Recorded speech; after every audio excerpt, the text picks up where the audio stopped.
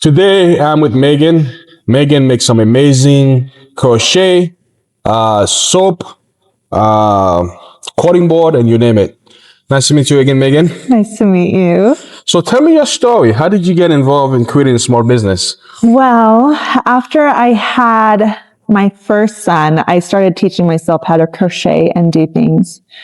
And then I just kept making more and more. So anything I make, I would make in bulk. I'm like, oh, I want to sell it. And I tried doing Etsy. I was never really good at that. And then moving here 2 years ago, I ended up putting in on a whim, got in after like a month of moving in. And I started selling my stuff. And after that, I was like, hey, this is what I want to do. I loved it. It's so fun. The rest is history. Oh, yeah. The rest is history. So tell me more about your experience with crochet. Did you learn this as a kid, or how did it? Your mom taught you this stuff? How did you learn it? My mom taught me when I was probably 8 years old, but I would finger crochet and make just one long chain and make jump ropes. Oh. And that was about it. Like, that's all I ever did as a kid.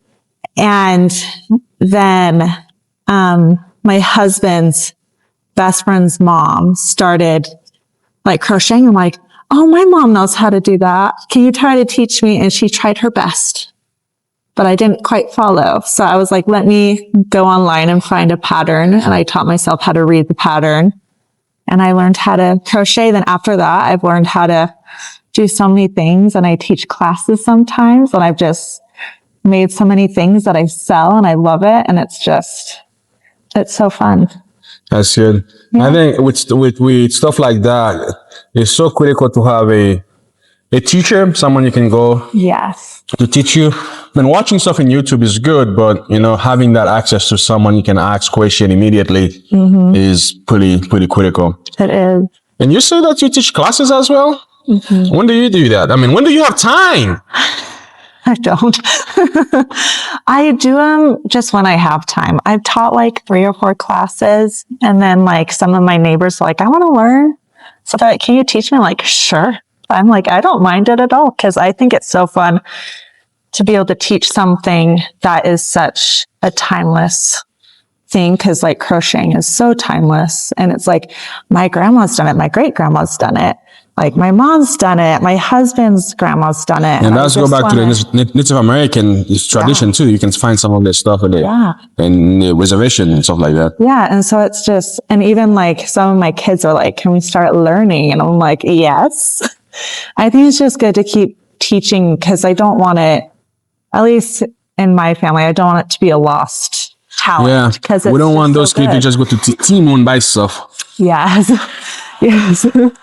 Exactly. Because I think it's just always good to teach and sell things. And it's always so good to buy things from local people. And it's just so, I don't know, it's just good hometown feel. Hometown feel. Also, those stuff you teach your kids could be a family tradition, or less screen time you're having on a Friday night, teaching them some good team building exercise, stuff like that. Yes, for sure. Patience, stuff like that. I know that, and crocheting takes a lot of patience. That's for sure. That's one thing this generation doesn't know. Patience. So show me one of your crochet items. So for something, how do you make this? Sewed. You sew all those? You sew as well. So tell me, how do you make this? You buy the fabric? I buy the fabric. I wash the fabric. Then I have to iron it. Then I have to cut it all out. And these are bread bags. So if you make sourdough. Oh, I love sourdough bread. It's so good. And instead of storing it in like a plastic bag, because when you close the bag, it gets a lot of moisture. So the bread gets soggy and moldy. Then here, it doesn't have that, because it doesn't have the trapped air. It has a lot more airflow, so it stays fresher, longer. And so it's just better. You taught me something new. Bread bag that could be good for Mother's Day's gift. Yes. Or for the wife, For the wife, yes. So what else do you make? Oh, you make some bow for the babies, right? Yes. So something this cute little bow for the kids. And how do you do that yourself? So I just get the yarn and I either purchase or make up the pattern as I go along. And so I don't know. It's just after crocheting for so many years, a lot of the time you can just figure things out. You don't need you do not need to look at the recipe anymore. Yes. Yeah. And I feel like, you know, after a while you get kind of good at it and you're like, okay, I've got this. And then sometimes you get a new thing and you're like, I don't understand this. And sometimes it's hard, but then you get used to it and you just keep going. And because I've done like ornaments and I've done beanies and stuff. Oh, those beanie? Oops. Mm-hmm. Those are little ornaments. Aren't they so fun? They are so cute. So how long does it take you to do something like this? Maybe like 15, 20 minutes, maybe. That's not bad at all. Yeah, depending on the day. Because sometimes my kids will interrupt you, Yeah, which is okay. But sometimes I forget. I'm like, I don't know how long I've been working on this one. Yeah, you're good. It's going to get done. Yeah. And what is inside of it? So with my kids, I want to make sure that if someone gets it, it's not going to shatter. So I didn't want to do glass. So I still use the plastic on the inside. And so it is like a regular ornament, but it's shatterproof. And I just put the yarn around it. Good morning. So if other people have kids and like my kids, if they see an ornament or a ball for them, if they throw it, it's not going to break. Okay. Because that's the thing about ornaments. I love the glass and delicate ornaments, but they break easily, yeah. so easily. And so I wanted to make sure that it was something that still looked pretty and looked professional, but not something that's going to shatter if a kid touches it. Fair enough. Yeah. And how much do you sell something like this? So those are $7.50 each, but I sell them in a pack of 4. So they're 30 for 4. That's not bad at all. Mm-hmm. And how much do you sell something like this for? Those are just $3. Because I have so many. This is cheaper than Combo Cookie. And then cuter too. Oh, thank you. I just have so many. So I need to get rid of them. Get rid of them. Speaking of getting rid of them, you are a mother of 3 and soon to be expected number 4. Yes. I think people should call you Mother Teresa. You're an amazing mother. I don't know how you do this with 4 kids at home. I don't know. And you are telling me this is your last one before the baby come. Maybe the last one forever, or you're going to come back after the baby come? I think I'll come back just because I love the people. I love the whole feel of coming and everyone's so sweet and so nice. And it's just so fun. I just love it. So I think I'll probably at least wait till like maybe like the next fall one, maybe. Fall or year December. From now? Oh no. Probably. September of next year. 2026. So probably just because I'm going to be in full-time mom mode. Yeah, especially with a newborn. Speaking of newborn, 2 kids at home, tell me how you make your stuff since you have so much to do at home. Oh, yeah. Do you have like at night you do them when the kids go to school? How do you do that? How do you balance it? I do it in between everything. Like I have a daughter that is in gymnastics, so I bring stuff to gymnastics and I crochet. Or if we go to church, I sit there and crochet at church. Or if the kids are asleep, I sit there and crochet. And I just do it whenever I have free time. But I also try to show the kids, like, this is something that mom wants to do. This is something for mom. Like, that I want to make sure that they see that, like, mom has things that she likes to do. She has hobbies.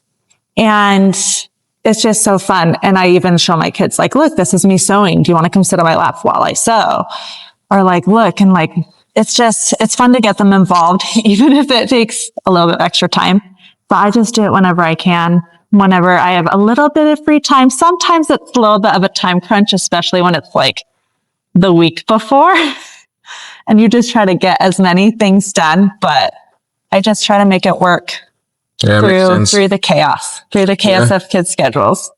Yeah, trying to work with what you have. Oh, yeah. Speaking of that, how do you balance in going to market, you know? Because sometimes not everybody have babysitter, right? Yeah. Especially with a 2-day event like this, Friday night. If your husband work and he come home at 5 o'clock, but you have to be here at 3. How do you balance scheduling market? It's usually pretty good. And I usually request my husband to get work off during those times. But this time he does actually work. So he is doing night shift yesterday and today. And so it was a little bit of a juggle. So my mom, she'll like to come hang out with me and just be here with me while I do it. And so what we had to do yesterday was my mom would watch my kids for a little bit, and then my dad would come and hang out with them. And so she would come back over here. What kind of parents you have? Who are those people? I want to meet them. They're amazing. They're so fun. And so even today, like my husband, he's sleeping, but like my mom's on her way out and she's going to hang out with them. And yeah, just hang out with them. And yeah, then they'll come here for a little bit. We just kind of juggle them a little bit. But yeah, that's how we do it. And that's how we try to make it work. That's fair enough. Yeah. Do you go to a lot of markets? I mean, obviously it could be tough since your husband has to take days off from work. Because I know some vendors only go to Saturday or Sunday market, so that way they don't have to have husband taking off. What do you do? This is the only one I do. Oh, you only do the opening one? This is the only one. Because when I started wanting to do like a boutique and selling stuff, I wanted it to just be not too crazy. Because I know there's people that can do like the, what's the park one that they do? The summer market? Yeah. So they like do that. And I'm like, that is so great. But I never feel like I have enough time. And I really want to focus on being a mom over like selling stuff. Motherhood is with us calling. Sure I do. So I just want to make sure that like I'm a mom first before I do all of this. But so this is just like a happy little, not necessarily. Like, it's side hobby to bring some extra income, but not necessarily the main income. Yes. Very small side hustle. Yeah, because it's just fun for me to do. And that's like the main thing is that I'm like, I just want to do something for me. Because a lot of the time when you have kids, you kind of get lost in motherhood, which is not a terrible thing, but it's also exhausting. But I wanted to make sure that I had something that I'm like would make me happy as Megan, not just as mom. So this is just a fun little thing that I can work and make stuff because I have to make stuff all the time. Like just because I want to, and that's my drive. I'm like a grandma at heart, but I'm like, I just want to make stuff all the time. There's nothing wrong with that. Yeah. I wanna you to expand on what you say regarding you wanna make stuff because you're Megan, not necessarily to be a mom. Yeah. I know a lot of moms struggle with that concept. Yeah. Because I feel like a lot of them feel like if I'm not taking Johnny to soccer practice, Melissa to gymnastic practice, swimming classes, I'm failing. Yeah. How do you, how did that come about? Did you always feel like, man, because I feel like so many women, mom, struggle with that concept. How did you learn that yourself?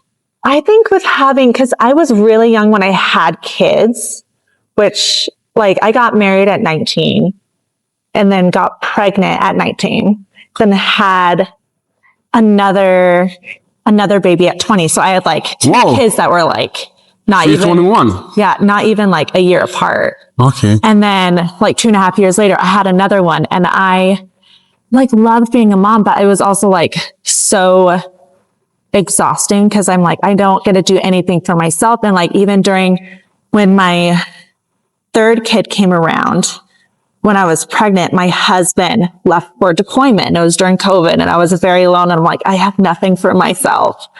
And I was solo parenting for like 6 months. And it's like, it's so fun being a parent, but it's also just very draining when you don't have something for yourself. So I wanted to make sure that I could do something for me. Cause I'm like, yes, being a parent, that's the number one. Like that is what I am, number one. But I'm also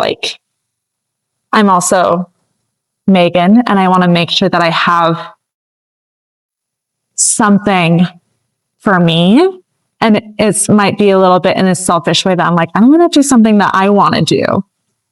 And so I'll make stuff, even if it's exhausting. Like every single time someone has a baby, I'm like, oh, I need to make them something because it's a part of me that I want to give to someone And like all of this is like a part of me that I want to give people, because that's just who I am, I guess. Like as a mom, but also just being me and making sure that I have some selfishness of like, I want to also just be me more than just being a mom. If that makes any sense. It makes sense. It does make sense. Because at the end of the day, you can be a mom. You still have to go. They're going to be out of the house one day. Yeah. You still have to have the date night with the husband. Yeah. So you still have to do stuff. Yeah. I think a lot of people struggle with finding time or prioritizing, creating time so they can still have go on a date with the wife, enjoying the creativity. Yes. Because when those kids are out of the house, you still gonna be you. And I think a lot of people struggle with that. Yeah, which it's so common though for moms, especially with having lots of babies. It can be so like you're almost suffocating with motherhood sometimes. Yeah. And I think just with like making sure that you're just taking care of yourself, because you can't take care of other people unless you're taking care of yourself, because it's not healthy. Yeah. And you don't want to sit there and,